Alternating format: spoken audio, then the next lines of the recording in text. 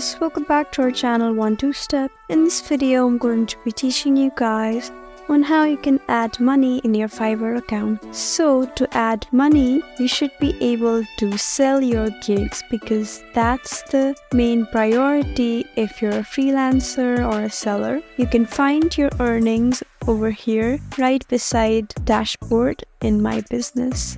Just go ahead and tap on the bottom option that says earnings, and you can see your available funds, future payments, and earnings and expenses over here. So guys, if you earn money from your gigs, then you'll be able to see them over here. So to add money to your Fiverr account, you need to boost your gigs and have a good exposure and sell them and earn money. You can also manage your payout method. So you need a payout method to withdraw funds. You can just tap on add payout method. First of all, you need to verify yourself either by SMS or by call, and after that you'll be able to add a payout method. So guys, I hope this video was helpful for you. That's how you add money to your Fiverr account. Please leave us a like and drop us a comment down below. And if you want more helpful videos like these, then please subscribe to our channel.